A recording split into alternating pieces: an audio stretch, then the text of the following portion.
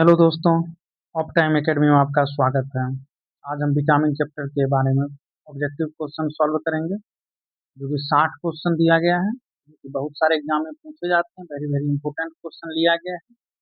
आप एक बार अच्छे से रिवीजन करें। चैप्टर पहले पढ़ा दिया गया है, पीछे वीडियो जरूर देखें, लाइक और सब्सक्राइब जरूर करें। तो पहला क्वेश्चन है कि विटामिन ए की कमी से मुख्यतः कौन सा रोग होता है। तो विटामिन ए की कमी से मुख्यतः कौन सा रोग होता है? तो रतौंधी होती है। आगे सभी के बारे में दिया गया है कि विटामिन सी की कमी से स्कर्वी होता है, विटामिन बी वन की कमी से बेरी होता है, विटामिन डी की कमी से रिकेट्स होता है। तो आगे दिया गया है, इसलिए रिपीट किया गया है क्वेश्चन। हम आगे पढ़ेंगे, वहीं पे ध्यान देते चलेंगे। विटामिन सी की कमी से कौन सा रोग होता है? तो विटामिन सी की कमी से स्कर्वी होता है।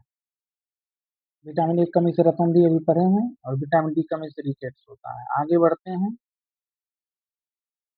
बेरी किस विटामिन की कमी से होता है? तो बेरी किस विटामिन की कमी से होता है? तो विटामिन बी वन की कमी से बेरी होता है। आगे बढ़ते चलेंगे। बच्चे में रिकेट्स यानी सूखा रोग, रिकेट्स या सूखा रोग किस विटामिन की कमी से होता है? तो विटामिन डी की कमी से सूखा रोग होता है। विटामिन डी की कमी से कौन सा रोग होता है? तो सूखा रोग होता है विटामिन डी की कमी से। आगे बढ़ेंगे। 5वां नंबर क्वेश्चन है, रक्त का थक्का बढ़ाने में यानी रक्त ब्लड क्लोटिंग करने में, ब्लड को जमाने में, क्लोट करने में कौन सहायक होता है? तो विटामिन के सहायता होता है। देखे होंगे किसी का हाथ पैर अगर कट जाता है तो उसके बाद 2-3 मिनट जब ब्लड बह जाता है, उसके बाद देखिएगा वहां पे क्लोट हो जाता है। तो किस कौन सहायता करता है? तो विटामिन के, इसी के सहायता। तो विटामिन सी पढ़ चुके हैं, किसके कमी से स्कर्वी रोग होता है। इसके बारे में पढ़ चुके हैं कि विटामिन ए की कमी से रतौंधी होता है। रतौंधी होता है। विटामिन डी की कमी से रिकेट्स होता है यानी सूखा रोग। आगे बढ़ेंगे, सारा चीज दिया गया है आगे। मानव शरीर में सूर्य के प्रकाश की सहायता से किस विटामिन का निर्माण होता है? तो विटामिन डी का निर्माण जो होता है सूर्य के प्रकाश की सहायता से होता है। अब देखेंगे, जब आदमी को विटामिन डी कमी होता है तो सूर्य के प्रकाश में जाइए, वहां आपको विटामिन डी मिलेगा। आगे बढ़ते हैं। 7 नंबर क्वेश्चन है कि विटामिन सी का रासायनिक नाम क्या है? तो विटामिन सी का रासायनिक नाम एस्कॉर्बिक अम्ल है। विटामिन सी का रासायनिक नाम क्या है? तो एस्कॉर्बिक अम्ल है। फिर आगे बढ़ेंगे। विटामिन बी वन का रासायनिक नाम क्या है? तो विटामिन बी वन का रासायनिक नाम थायमीन है। फिर आगे बढ़ेंगे नेक्स्ट क्वेश्चन में। विटामिन ए का रासायनिक नाम क्या है? तो विटामिन ए का रासायनिक नाम जो है वो है रेटिनॉल। आगे पढ़ेंगे। विटामिन डी का कैल्सीफेरॉल, टेकोफेरॉल, विटामिन ई का थाइलोक्विनोन, विटामिन के का। तो ये सब आगे दिया गया है क्वेश्चन। फिर विटामिन डी का रासायनिक नाम क्या है? तो विटामिन डी का रासायनिक नाम क्या है? तो टेकोफेरॉल है। विटामिन सी के बारे में पढ़ चुके हैं, एस्कॉर्बिक अम्ल है। और विटामिन ए के बारे में पढ़ चुके हैं, रेटिनॉल है। विटामिन डी के बारे में जान चुके हैं, जी विटामिन कैल्सीफेरॉल। विटामिन डी का रासायनिक नाम क्या है? कैल्सीफेरॉल, इसका होगा। सॉरी, ये तो टेकोफेरॉल, एक मिनट गलत हो गया था। ये टेकोफेरॉल विटामिन डी का, एस्कॉर्बिक अम्ल विटामिन सी का, और रेटिनॉल विटामिन ए का, और कैल्सीफेरॉल विटामिन डी का। नेक्स्ट क्वेश्चन में चलेंगे। 11 नंबर, विटामिन ई का रासायनिक नाम क्या है? तो विटामिन ई का रासायनिक नाम क्या है? तो टेकोफेरॉल जो है विटामिन ई का है, एस्कॉर्बिक अम्ल विटामिन सी का, रेटिनॉल विटामिन ए का, और फाइलोक्विनोन विटामिन के का। फिर आगे बढ़ेंगे। 12 नंबर क्वेश्चन, विटामिन के का रासायनिक नाम क्या है? तो पढ़ चुके हैं, फाइलोक्विनोन है। ये सब चीज बार बार आ रहा है तो इसको ध्यान नहीं देंगे, आगे बढ़ेंगे। निम्नलिखित में कौन सा विटामिन एक शक्तिशाली एंटीऑक्सीडेंट का काम करता है? एंटीऑक्सीडेंट का काम करता है कौन सा विटामिन एक शक्तिशाली एंटीऑक्सीडेंट का काम करता है? तो ये है विटामिन ई। नेक्स्ट क्वेश्चन की ओर बढ़ेंगे। आंवला किस विटामिन का सबसे प्रचुर स्रोत है? जितने भी खट्टे पदार्थ हैं, सिट्रस पदार्थ हैं, सभी में विटामिन सी पाया जाता है। आगे बढ़ेंगे। गाजर मुख्य रूप से कौन सा विटामिन पाया जाता है? तो गाजर में मुख्य रूप से विटामिन ए पाया जाता है। गाजर में कौन सा विटामिन पाया जाता है? तो विटामिन ए पाया जाता है। विटामिन बी 12 में कौन सी धातु मुख्य रूप से पाई जाती है? तो इसमें पाया जाता है कोबाल्ट। और इसका वैज्ञानिक नाम जो है वो क्या है? रासायनिक नाम साइनोकोबालेन। साइनोकोबालेन। आगे बढ़ेंगे। 17 नंबर, निम्नलिखित में कौन से विटामिन जल में घुलनशील है? तो जल में घुलनशील बात करेगा तो बी एन सी है। और वसा में अगर घुलनशील का बात करेगा तो एडेक, ADE, ये वसा में घुलनशील है। आगे वसा में घुलनशील दिया गया है कि निम्नलिखित में कौन सा विटामिन वसा में घुलनशील है, तो एडेक जो है यह वसा में घुलनशील है, ADE के। और बी और सी किस में घुलनशील है, तो जल में घुलनशील है। इसको पहले पढ़ चुके हैं। फिर नेक्स्ट क्वेश्चन पे चलेंगे आगे। विटामिन B2 का रासायनिक नाम क्या है? विटामिन B2 का रासायनिक नाम क्या है, तो राइबोफ्लोविन जो है विटामिन B2 का रासायनिक नाम है। पायरिडॉक्सिन विटामिन B6 का रासायनिक नाम है। फिर आगे इसे हम पढ़ते रहेंगे। आगे बढ़ते हैं। विटामिन B3 का रासायनिक नाम क्या है, तो नियासिन है। विटामिन B3 का रासायनिक नाम नियासिन है। आगे बढ़ेंगे। Next question 21 number. Vitamin B5 का रासायनिक नाम क्या है, तो पेंटोथेनिकमल, पेंटोथेनिकमल। विटामिन B5 का रासायनिक नाम क्या है, पेंटोथेनिकमल है। आगे बढ़ेंगे। विटामिन B6 का रासायनिक नाम क्या है, तो अभी पढ़ चुके हैं पहले भी कि पायरिडॉक्सिन है। आगे बढ़ेंगे। Next question. विटामिन B7 का रासायनिक नाम क्या है, तो ये बायोटीन है। विटामिन B7 का रासायनिक नाम क्या है, बायोटीन है। नेक्स्ट क्वेश्चन की ओर बढ़ेंगे। विटामिन B9 का रासायनिक नाम क्या है, तो विटामिन B9 का रासायनिक नाम क्या है, फॉलिक अम्ल। टेकोफेरल किसका है, तो विटामिन ई का। एक बार रिवीजन कर लेते हैं। थाइलोक्विनोन किसका है, तो विटामिन के का। रेटिनॉल किसका है, तो विटामिन ए का। इसी प्रकार कैल्सीफेरॉल किसका है, तो विटामिन डी का।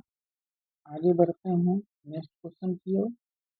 विटामिन बी 12 का रासायनिक नाम क्या है, तो साइनोकोबालेमिन, साइनोकोबालामिन या कोबालेमिन किसका है, तो विटामिन बी 12 का रासायनिक नाम है। आगे बढ़ते हैं नेक्स्ट क्वेश्चन की ओर।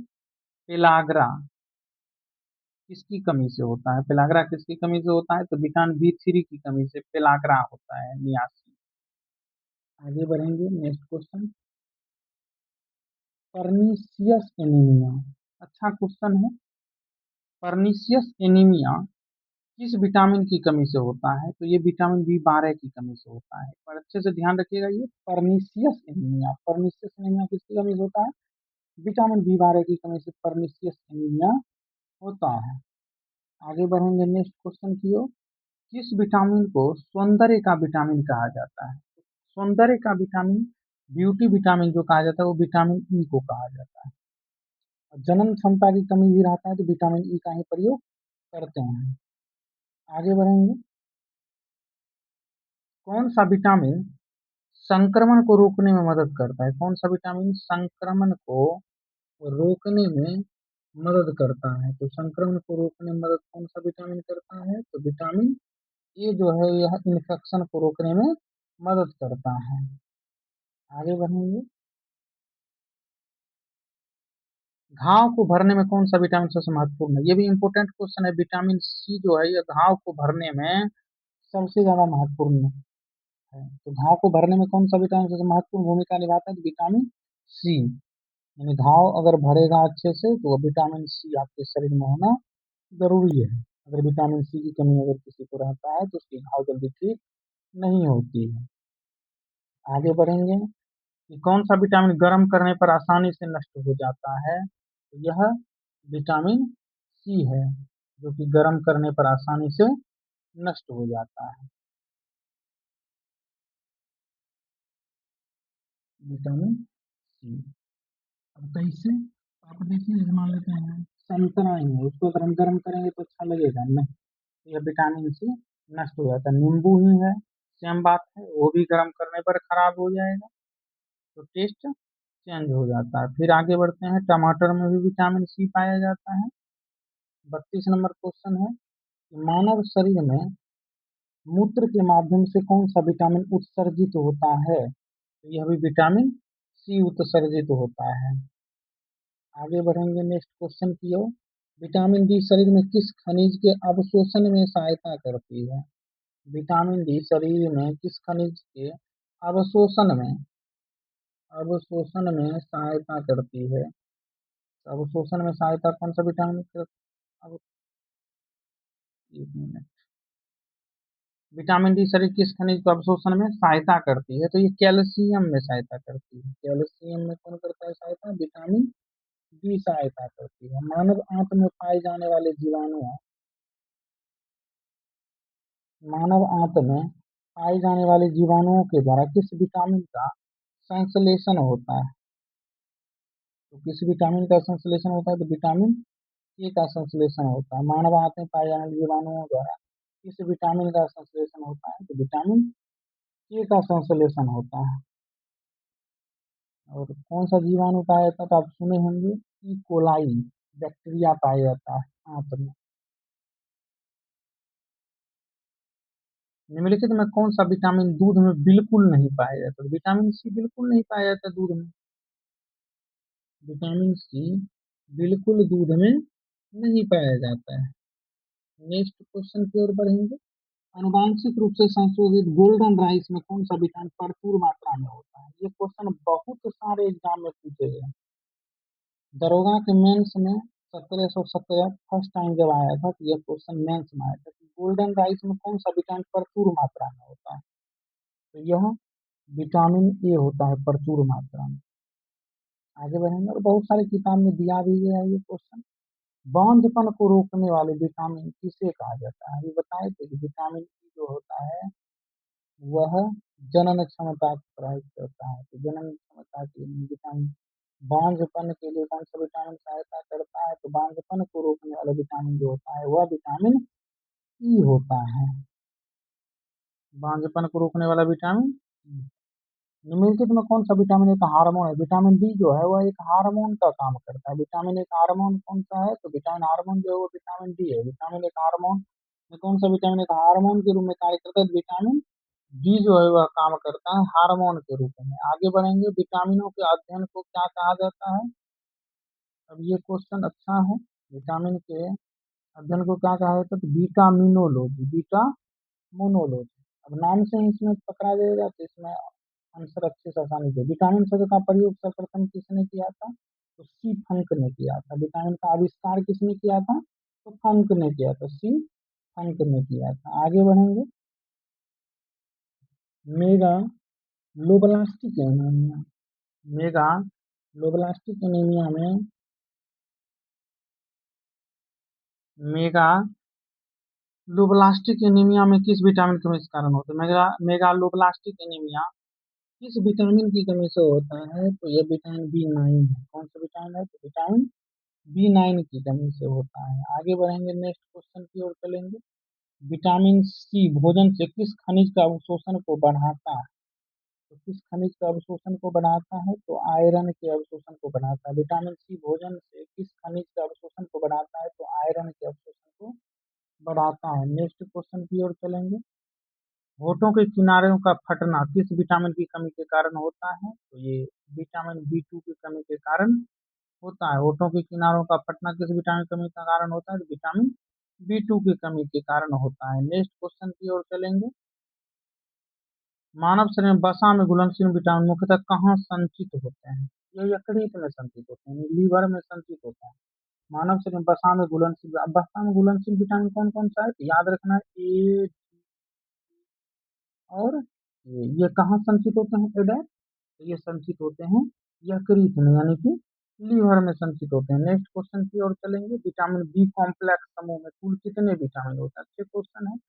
विटामिन बी कॉम्प्लेक्स में अब जैसे आप पढ़े होंगे अभी जस्ट पढ़े, vitamin B 1, vitamin B 3, vitamin B 5, vitamin B 7, vitamin B 9, vitamin B 12। अब ये पढ़े जो, अब इसमें 8 जो है यह बी 2 भी एक छूट गया, B 2, B 3, B 5, B 7, B 9, B 12 और एक कोई होते होंगे ध्यान नहीं आ रहा। तो विटामिन बी कॉम्प्लेक्स, अच्छा विटामिन बी, हाँ, ये 8 हो गया। विटामिन बी कॉम्प्लेक्स में कुल कितने विटामिन होते हैं? तो 8 विटामिन होते हैं। कितने विटामिन होते हैं? 8 विटामिन होते हैं। आगे बढ़ते हैं। पैरों में जलन किस विटामिन की कमी के कारण होता है? तो पैरों में जलन विटामिन बी 5 की कमी के कारण होता है। पैरों में जलन किस विटामिन की कमी के कारण होता है? तो विटामिन बी 5 की कमी के कारण होता है। नेक्स्ट क्वेश्चन की ओर चलेंगे। किस विटामिन को विटामिन एच के नाम से जाना जाता है? तो विटामिन एच के नाम से जाना जाता है विटामिन बी 7 को विटामिन एच के नाम से जाना जाता है। नेक्स्ट क्वेश्चन की ओर चलेंगे। डीएनए संश्लेषण यानी डीएनए सिंथेसिस के लिए कौन सा विटामिन अत्यंत आवश्यक है? तो विटामिन बी 9, डीएनए संश्लेषण के लिए विटामिन B9। आगे बढ़ेंगे, वयस्कों में ऑस्टिमलेशिया, वयस्कों में ऑस्टिमलेशिया, ये विटामिन डी, जैसे ही हो गया ऑस्टिमलेशिया रोग किस कमी से होता है, तो विटामिन डी की कमी से होता है। ऑस्टिमलेशिया किसके कमी से होता है, विटामिन डी की कमी से ऑस्टिमलेशिया होता है। बहुत बारी क्वेश्चन परीक्षा में पूछा गया। रतौंधी के बारे में पढ़े थे, विटामिन ए की कमी से क्या होता है, रतौंधी बीमारी होती है ना, धुंधला मतलब जब शाम हो जाता है तो आदमी को दिखाई कम पड़ता है रतौंधी में। रतौंधी रोग आंख के किस भाग को मुख्य रूप से प्रभावित करता है, तो रेटिना को प्रभावित करता है। आगे बढ़ेंगे, स्कर्वी रोग विटामिन सी की कमी से होता है, स्कर्वी रोग।